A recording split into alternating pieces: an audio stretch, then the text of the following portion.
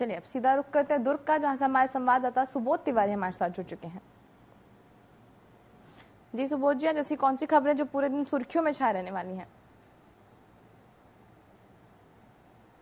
कर जिस तरीके से जिला प्रशासन यानी कि निर्वाचन आयोग के द्वारा की गई है, साफ जाहिर है कि यह चुनाव का जो परिणाम आने वाला है वह कितना उसकी गंभीरता कितनी है इस देश के लिए।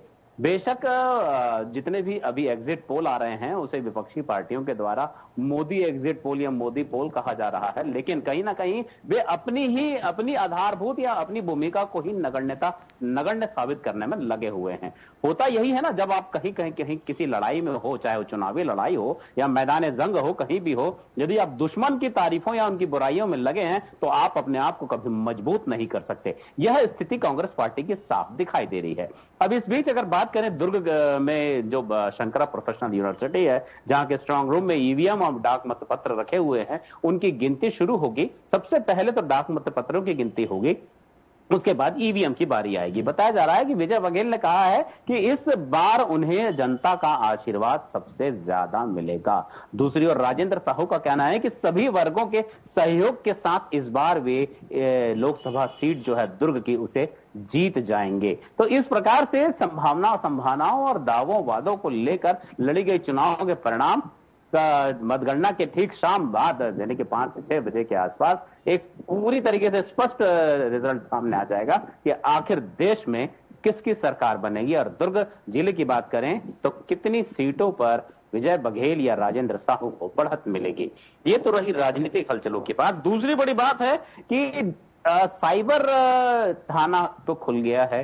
दुर्ग पुलिस का एक ऐसा विंग है जो कि साइबर अपराधों की पर रोकथाम को लेकर कार्य कर रहा है। दूसरी ओर जिस तरीके से लगातार जन चेतना के बावजूद, मुहिम चलाने के बावजूद, अभियान चलाने के बावजूद भी आम आदमी जो पढ़े लिखे लोगों में शामिल हैं, ऐसे लोग भी बताया जा रहा है कि इस तरह की ठगी का शिकार हो रहे हैं। जी हाँ, जिस तरीके से बताया जा रहा है कि ऑनलाइन ट्रेडिंग को लेकर लगातार जो ठग हैं, जालसाज हैं, वो लगे हुए हैं और मोबाइल में एप्लीकेशन भेजकर या फिर किसी तरह से एसएमएस करके लोगों को प्रलोभित करते हैं।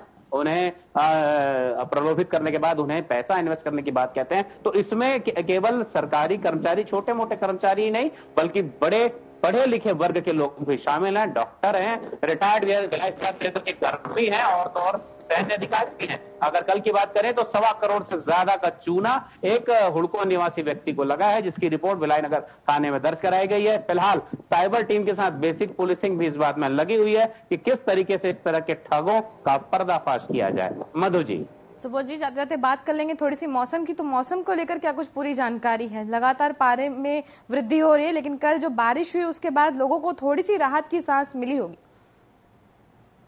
मैं जहाँ खड़ा हूँ थोड़ी सी छांव है यहाँ पर। अब आप यहाँ देखेंगे कि एक धूप का भी, एक तेज धूप भी साफ दिखाई दे रहा है। यह मुरमी भाटा है, एक जयंती स्टेडियम खेल परिसर के पास का इलाका है और मैं जरा जस्ट छांव में पड़ा हूँ ताकि फोटोजेनिक चेहरा है। और उसके बाद अगर बात करें मौसम की तो जिस तरीके से पिछले 2-3 दिनों से हल्की फुल्की बारिश हुई है, थोड़ी बहुत तेज हवाएं भी चली हैं और मौसम वैज्ञानिकों का कहना है कि कहीं ना कहीं इस तरीके से जो केरल में उठा हुआ चक्रवाती मानसून का असर और उड़ीसा की तरफ से जो चक्रवाती मानसून है उस तरफ से हवाओं का कुछ ऐसा गठजोड़ बन रहा है कि यहाँ पर अब छत्तीसगढ़ में पिछले आने वाले 2-3 दिनों में यहाँ पर बारिश की संभावना है। साथ ही मौसम की अनुकूलता देखी जा रही है कि रात में हल्की सी ठंड बढ़ी है और 42 डिग्री तापमान, यानी कि जो पहले कभी 3-4 दिनों पहले कभी 47 डिग्री हुआ करता था, अब 40 से 42 डिग्री में आ गया है।